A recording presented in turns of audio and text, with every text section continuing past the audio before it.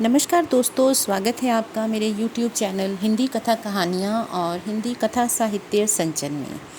मुंशी प्रेमचंद जी द्वारा लिखित कहानियों में से जो कहानी मैं आज आपके लिए लेकर आई हूँ उसका नाम है ज्योति। विधवा हो जाने के बाद बूटी का स्वभाव बहुत कटु हो गया था।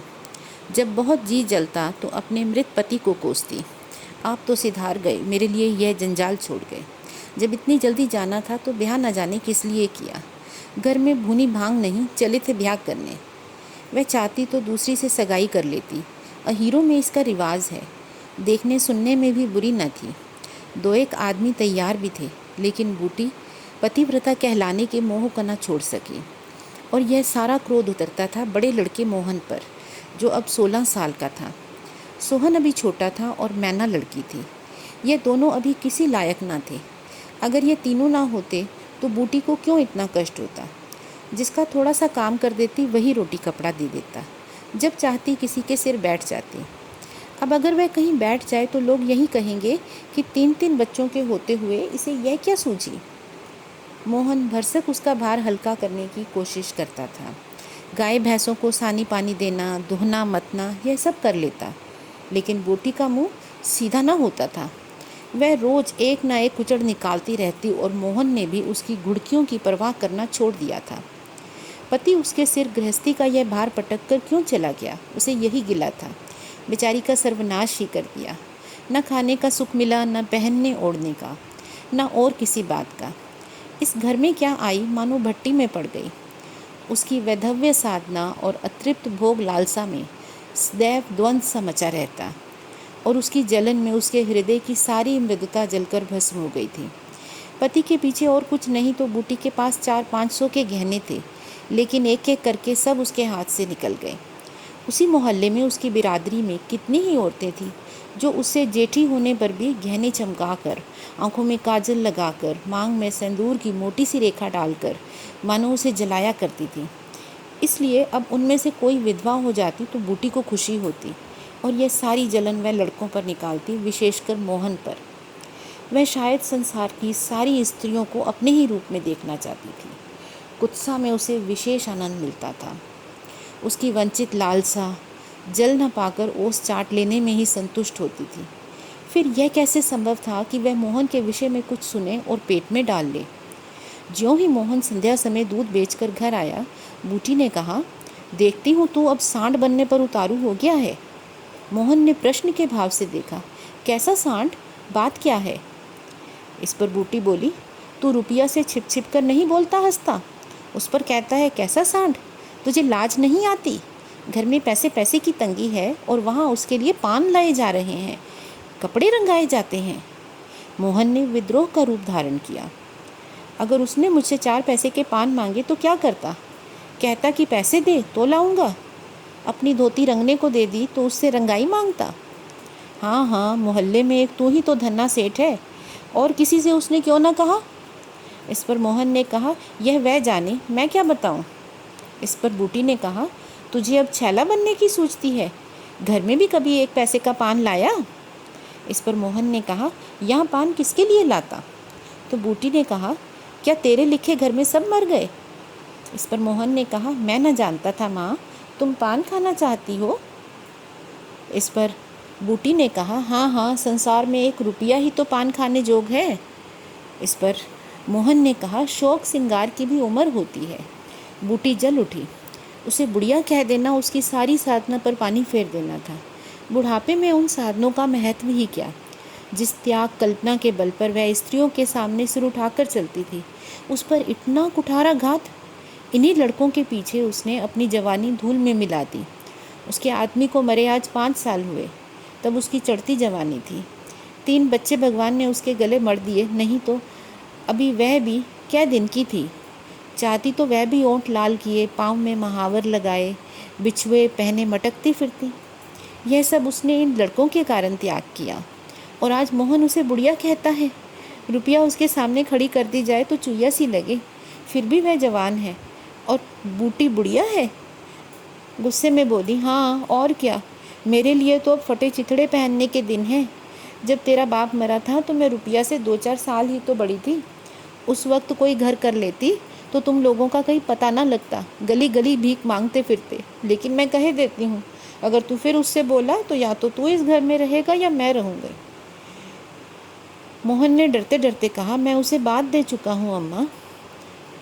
इस पर बूटी ने पूछा, कैसी बात? मोहन ने कहा, सगाई की।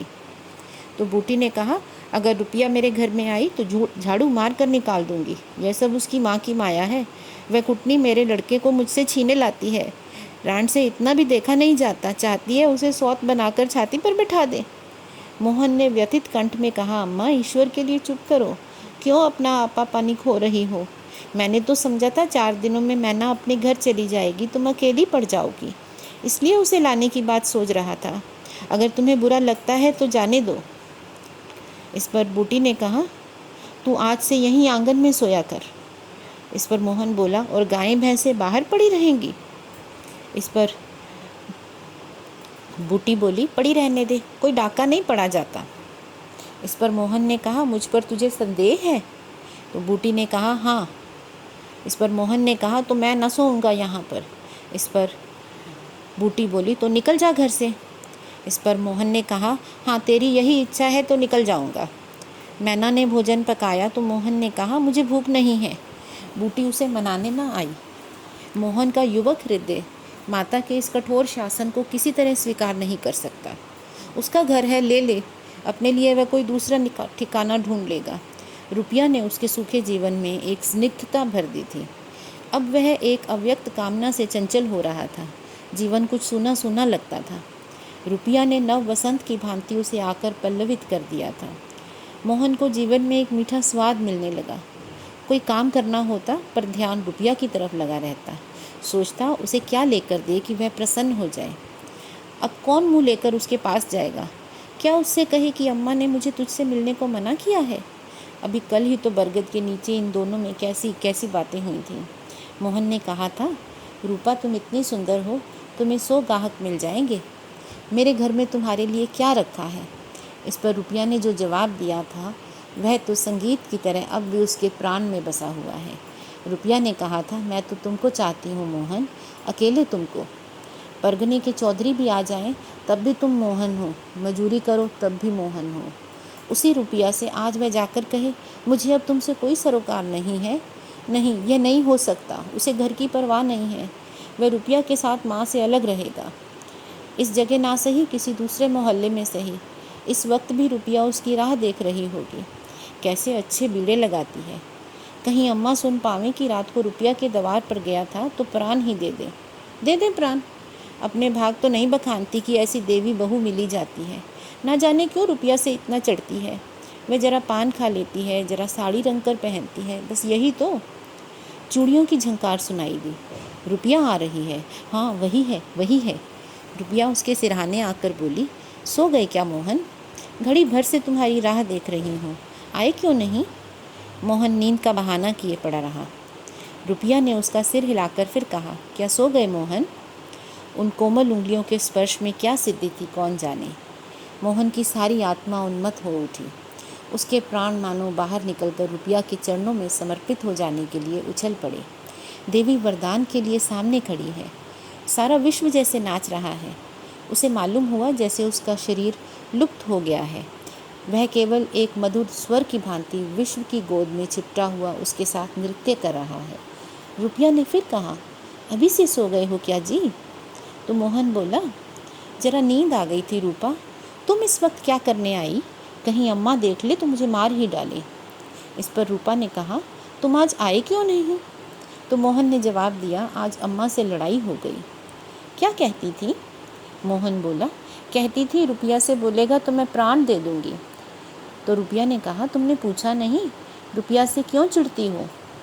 इस पर मोहन ने कहा, अब उनकी बात क्या कहूँ रूपा, वे किसी का खाना पहनना नहीं देख सकती।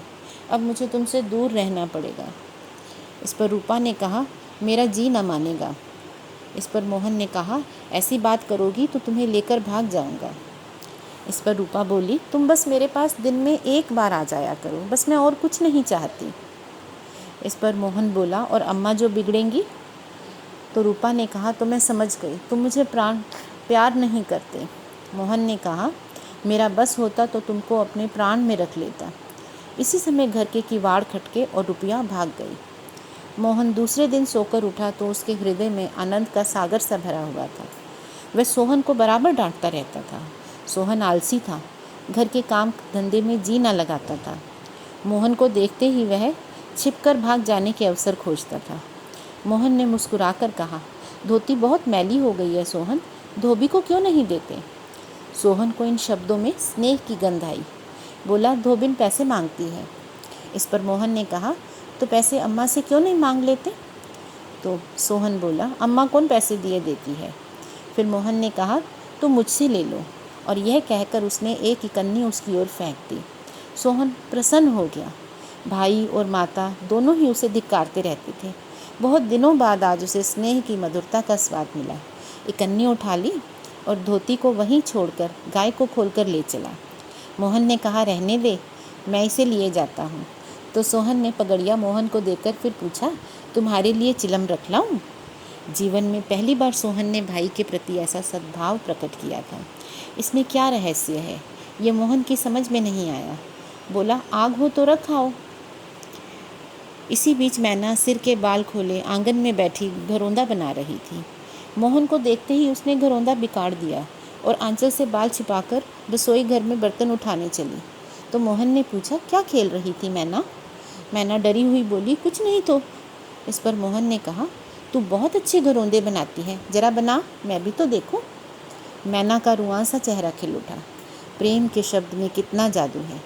मुंह से निकलते ही जैसे सुगंध फैल गई। जिसने सुना उसका हृदय खिल उठा। जहाँ भय था वहाँ विश्वास चमक उठा। जहाँ कटुता थी वहाँ अपनापा छलक पड़ा। चारों ओर चेतना दौड़ गई। कहीं आलस्य नहीं, कहीं खिन्नता नहीं। मोहन का हृदय आज प्रेम से भरा हुआ था। उसमें सुगंध का विकर्षण हो रहा था। मैना घरौंदा बनाने बैठ गई। मोहन ने उसके उलझे हुए बालों को सुलझाते हुए कहा, तेरी गुड़िया का ब्याह कब होगा मैना? नेवता दे, कुछ मिठाई खाने को मिले। मैना का मन आकाश में उड़ने लगा। जब भैया पानी मांगे तो वह लोटे को राख से खूब चमाचम करके पानी लेकर आएगी। बोली, अम्मा पैसे नहीं देती, गुड्डा तो ठीक हो गया है, टीका कैसे भेजूं? इस पर मोहन ने पूछा, कितने पैसे लेगी? तो मैना ने कहा, 1 पैसे के बतासे लूँगी, 1 पैसे का रंग, जोड़े तो रंगे जाएंगे कि नहीं? तो इस पर मोहन ने कहा, हाँ, 2 पैसे में तेरा काम चल जाएगा? तो वह बोली, हाँ, 2 पैसे दे दो भैया, तो मेरी गुड़िया का ब्याह धूमधाम से हो जाएगा। मोहन ने 2 पैसे हाथ में लेकर मैना को दिखाए। मैना लपकी तो मोहन ने हाथ ऊपर उठा लिया। मैना ने हाथ पकड़कर नीचे खींचना शुरू किया। मोहन ने उसे गोद में उठा लिया और मैना ने पैसे ले लिए और नीचे उतरकर नाचने लगी। फिर अपनी सहेलियों को विवाह का न्योता देने के लिए भागी। इसी बीच बूटी गोबर का झावा लिए आ पहुंची। मोहन को खड़े देखकर कठोर स्वर में बोली, अभी तक मटर गश्ती ही हो रही है, भैंस कब दुही जाएगी? आज बूटी को मोहन ने विद्रोह भरा जवाब न दिया, जैसे उसके मन में माधुर्य का कोई सोता सा खुल गया हो। माता को गोबर का बोझ लिए देखकर उसने झावा उसके सिर से उतार लिया। बूटी ने कहा, रहने दे, जाकर भैंस दो, मैं तो गोबर लिए जाती हूँ। इस पर मोहन बोला, तुम इतना भारी बोझ क्यों उठा लेती हो, मुझे क्यों नहीं बुलवा लेती? माता का हृदय वात्सल्य से गदगद हो उठा। तू जा अपना काम देख, मेरे पीछे क्यों पड़ता है? इस पर वह बोला, गोबर निकालने का काम मेरा है। तो माता ने कहा, दूध कौन दुहेगा? मोहन ने कहा, वह भी मैं करूँगा। तो माता बोली, तू इतना बड़ा जोधा है कि सारे काम कर लेगा? इस पर मोहन बोला, जितना कहता हूँ उतना कर लूँगा। इस पर माता बोली, तो मैं क्या करूँगी? तो मोहन ने कहा, तुम लड़कों से काम लो, जो तुम्हारा धर्म है। इस पर बूटी बोली, मेरी सुनता है कोई? आज मोहन बाजार से दूध पहुंचाकर लौटा तो पान, कत्था, सुपारी और एक छोटा सा पानदान और थोड़ी सी मिठाई लाया। बूटी बिगड़ कर बोली, आज पैसे कहीं फालतू मिल गए थे क्या? इसी तरह उड़ावेगा तो क्या दिन निभाह होगा? इस पर मोहन बोला, मैंने तो 1 पैसा भी नहीं उड़ाया अम्मा, पहले मैं समझता था तुम पान खाती ही नहीं। तो इस पर बूटी बोली, तो अब मैं पान खाऊंगी? तो मोहन ने कहा, हाँ और क्या, जिसके 2-2 जवान बेटे हों, क्या वह इतना शौक भी ना करे? बूटी के सूखे कठोर हृदय में कहीं से कुछ हरियाली निकल आई। एक नन्ही सी कोंपल थी, उसके अंदर कितना रस था। उसने मैना और सोहन को 1-1 मिठाई दी और एक मोहन को देने लगी। तो अम्मा को वह बोला, मिठाई तो लड़कों के लिए लाया था अम्मा। तो अम्मा ने कहा, तो तू बूढ़ा हो गया है क्यों? इस पर मोहन ने कहा, इन लड़कों के सामने तो बूढ़ा ही हूँ। तो बूटी बोली, लेकिन मेरे सामने तो लड़का ही है। मोहन ने मिठाई ले ली। मैना ने मिठाई पाते ही गप से मुंह में डाल ली थी। वह केवल मिठाई का स्वाद जीभ पर छोड़कर कब की गायब हो चुकी थी। तो वह मोहन को ललचाई आंखों से देखने लगी। मोहन ने आधा लड्डू तोड़कर मैना को दे दिया। एक मिठाई दोने में बची थी। बूटी ने उसे मोहन की तरफ बढ़ाकर कहा, लाया भी तो इतनी सी मिठाई, यह ले ले। मोहन ने आधी मिठाई मुंह में डालकर कहा, वह तुम्हारा हिस्सा है अम्मा। इस पर बूटी ने गदगद होकर कहा, तुम्हें खाते देखकर मुझे जो आनंद मिलता है उसमें मिठास से ज़्यादा स्वाद है। उसने आधी मिठाई सोहन और आधी मोहन को दे दी। फिर पानदान खोलकर देखने लगी। आज जीवन में पहली बार उसे यह सौभाग्य प्राप्त हुआ। धन्य भाग कि जिस पति के राज में जिस विभूति के लिए तरसती रही वह लड़के के राज में मिली। पानदान में कई कुल्हियाँ हैं और देखो 2 छोटी छोटी चिमचियाँ भी हैं। ऊपर कड़ा लगा हुआ है, जहाँ चाहो लटका कर ले जाओ। ऊपर की तश्तरी में पान रखे जाएंगे। ज्यों ही मोहन बाहर चला गया, उसने पानदान को मांझ कर धोकर उसमें चूना कत्था भरा, सुपारी काटी और पान को भिगोकर तश्तरी में रखा। तब एक बीड़ा लगाकर खाया। उस बीड़े के रस ने जैसे उसके वैधव्य की कटुता को स्निग्ध कर दिया। मन की प्रसन्नता व्यवहार में उदारता लाती है। अब वह घर में नहीं बैठ सकती। उसका मन इतना गहरा नहीं कि इतनी बड़ी विभूति उसके मुंह में जाकर गुम हो जाए। एक पुराना आईना पड़ा हुआ था, उसने उसमें मुंह देखा। ओंठों पर लाली है। मुंह लाल करने के लिए थोड़े ना उसने पान खाया था। तभी धनिया ने आकर कहा, काकी तनिक रस्सी दे दो, मेरी रस्सी टूट गई है। कल की बात होती तो बूटी ने साफ कह दिया होता, मेरी रस्सी गांव भर के लिए नहीं है, रस्सी टूट गई है तो बनवा लो। लेकिन आज उसने धनिया को रस्सी निकाल कर दी और प्रसन्न मुख से कहा, सद्भाव से पूछा, लड़के के दस्त बंद हुए कि नहीं धनिया? धनिया ने उदास मन से कहा, नहीं काकी, आज तो दिन भर दस्त आए, जाने दांत आ गए हैं। इस पर वह बोली, पानी भर ले तो चल जरा देखूं, दांत ही हैं या कुछ और फसाद है, किसी की नज़र वजर तो नहीं लगी? इस पर धनिया बोली, अब क्या जाने काकी, कौन जाने किसकी आँख फूटी हो। इस पर बूटी ने कहा, चंचल लड़कों को नज़र का बड़ा डर रहता है। जिसने चुमकार कर बुलाया झट उसकी गोदी में चला जाता है। ऐसा हंसता है कि तुमको क्या कहूँ, कभी कभी माँ की नज़र भी लग जाती है। इस पर धनिया बोली, ऐ बोलो काकी, भला कोई अपने लड़के को नज़र लगाएगा? तो बूटी ने कहा, यही तो तू समझती नहीं, नज़र अपने आप लग जाती है। धनिया पानी लेकर आई तो बूटी उसके साथ बच्चे को देखने चली गई। तू अकेली है, आजकल घर के काम धंधे में भी बड़ा हर्जा होता होगा ना?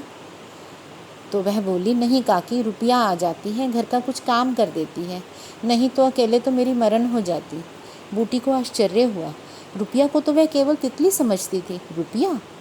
तो धनिया ने कहा, हाँ काकी, बेचारी बड़ी सीधी है, झाड़ू लगा देती है, चौका बर्तन कर देती है, लड़के को संभालती है। गाड़े समय कौन किसी की बात पूछता है काकी? उसे तो अपने मिस्सी काजल से छुट्टी ना मिलती होगी। इस पर धनिया बोली, यह तो अपनी अपनी रुचि है काकी, मुझे तो इस मिस्सी काजल वाली ने जितना सहारा दिया उतना किसी भक्तिन ने ना दिया। बेचारी रात भर जागती रही, मैंने तो कुछ भी नहीं दिया। हाँ, जब तक जीऊँगी उसका जस गाऊँगी। इस पर बूटी बोली, तू उसके गुण अभी नहीं जानती धनिया। पान के लिए पैसे कहाँ से आते हैं, किनारदार साड़ियाँ कहाँ से आती हैं? इस पर धनिया बोली, मैं इन बातों में नहीं पड़ती काकी, फिर शौक़ श्रृंगार करने का किसका जी नहीं चाहता, खाने पहनने की यही तो उम्र है। धनिया ने बच्चे को खटोले पर सुला दिया तो बूटी ने बच्चे के सिर पर हाथ रखा और पेट में धीरे धीरे उंगली गड़ाकर देखा और नाभि पर हींग का लेप करने को कहा। रुपया बेनिया लेकर आई और उसे झलने लगी। तो बूटी ने कहा, ला बेनिया मुझे दे दें। तो रुपया बोली, मैं डुला दूंगी तो क्या छोटी हो जाऊंगी? इस पर बूटी ने कहा, तू दिन भर यहाँ काम धंधा करती है, थक गई होगी। तो इस पर रूपा बोली, तुम इतनी भली मानस हो, और लोग कहते थे वह बिना गाली के बात नहीं करती, मारे डर के तो मैं तुम्हारे पास ना आई। इस पर बूटी मुस्कुराई और बोली, लोग झूठ तो नहीं कहते। इस पर रूपा ने कहा, मैं आँखों की देखी मानूं कि कानों की सुनी। अब बूटी सोचने लगी, कहीं कुछ कह तो नहीं दिया मोहन ने? दूसरी लड़की होती तो मेरी ओर से मुंह फेर लेती, मुझे जलाती, मुझसे ऐंठती। इसे तो जैसे कुछ मालूम ही ना हो सकता है मोहन ने इसे कुछ कहा ही ना हो। हाँ, शायद यही होगा। आज रुपया बूटी को बड़ी सुंदर लगी। ठीक ही तो है, अभी शौक श्रृंगार ना करेगी तो कब करेगी?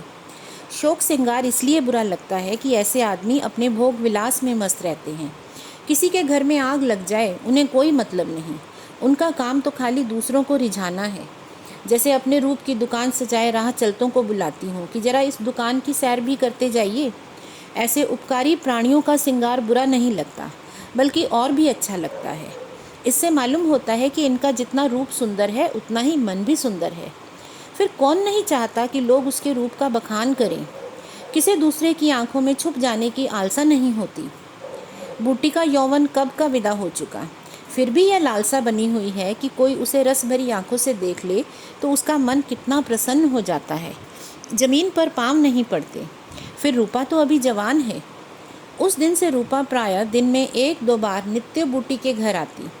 बूटी ने मोहन से आग्रह करके उसके लिए अच्छी सी साड़ी मंगवा दी। अब अगर रूपा कभी बिना काजल लगाए या बेरंगी साड़ी पहने आ जाती तो बूटी कहती, बहू बेटियों को यह जोगिया भेस अच्छा नहीं लगता, यह भेस तो हम जैसी बूढ़ियों के लिए है। रूपा ने एक दिन कहा, तुम बूढ़ी कहाँ से हो गई अम्मा? लोगों को इशारा मिल जाए तो भौरों की तरह तुम्हारे द्वार पर धरना देने लगे। बूटी ने मीठे तिरस्कार से कहा, चल फिर, मैं तेरी माँ की सौत बन के रहूँगी। इस पर वह बोली, अम्मा तो बूढ़ी हो गई। तो बूटी ने कहा, तो क्या करे दादा, अभी जवान बैठे हैं? तो वह बोली, हाँ ऐसा ही है, बड़ी अच्छी मिट्टी है उनकी। बूटी ने उसकी ओर रस भरी आंखों से देखकर पूछा, अच्छा बता, मोहन से तेरा ब्याह कर दूं? इस पर रूपा लजा गई, मुख पर गुलाब की आभा दौड़ गई। आज मोहन दूध बेचकर लौटा तो बूटी ने कहा, कुछ रुपए पैसे जुटा, मैं रूपा से तेरी बातचीत कर रही हूँ। तो देखा दोस्तों, इसमें प्यार कितना बड़ा मरहम है। अगर हम प्यार से बात करते हैं तो हम दूसरों के दिलों को जीत लेते हैं। हालांकि कहानी के शुरू में ये दिखाया था कि बूटी बहुत दुखी रहती है क्योंकि वो बहुत जल्दी विधवा हो गई थी। वो सजना संवरना चाहती थी लेकिन अब वो ऐसा नहीं कर सकती थी। उसे अपने बच्चे पालने थे और घर में पैसे की भी कमी थी। हालांकि वो किसी तरह से अपने बच्चों का गुजारा चला रही थी, लेकिन उसके मन का ये क्लेश गुस्से के रूप में उसके मन से निकलता ही रहता था और उसकी ज़ुबान से दूसरों के लिए कड़वी भाषा ही निकलती थी। और ऐसे में वह अपने बेटे पर भी गुस्सा करने से बाज ना आती थी, क्योंकि उसे लगता था कि कहीं उसका पला पलाया बेटा उसके हाथ से ना निकल जाए। लेकिन मोहन ने जब प्यार का स्वाद चखा तो उसके अंदर भी स्नेह की धारा सी बह निकली। वह अपने छोटे भाई बहन से प्रेम से बात करने लगा और उसने अपनी माँ से भी प्रेम से बात की। माँ की कड़वी बातों का बुरा नहीं माना। हालांकि माँ ने उसे सिर्फ इशारे इशारे में कहा था कि क्या उसे पान खाना नहीं पसंद, लेकिन अपनी माँ की इच्छा समझकर वह अपनी माँ के लिए पानदान लेकर आया। और यही नहीं, यहाँ पर रूपा का किरदार भी बहुत अच्छा दिखाया गया है। हालांकि उसे पता था कि बूटी उसे पसंद नहीं कर रही है, लेकिन फिर भी वह बूटी को प्यार से ही मिलती है और धीरे धीरे प्यार से वह बूटी का मन बदल देती है और बूटी को वह अपनी लड़की की तरह प्यारी लगने लगती है और वो मोहन से उसकी शादी का सपना ले लेती है। दोस्तों, हमें भी अपने सबसे प्यार से बात करनी चाहिए। प्यार कई बीमारियों को, कई तरह के दुख क्लेशों को दूर कर देता है। फिर किसी का बोलने का तरीका कैसा भी हो, उससे हमें अपने बोलने का तरीका, हमें अपने रहने के तरीके में परिवर्तन नहीं लाना चाहिए। दोस्तों, अगर आपको मेरी ये कहानियाँ पसंद आ रही हैं तो मैं चाहूँगी कि आप मेरे चैनल को सब्सक्राइब करें और मेरे वीडियोस को लाइक करें, शेयर करें। धन्यवाद।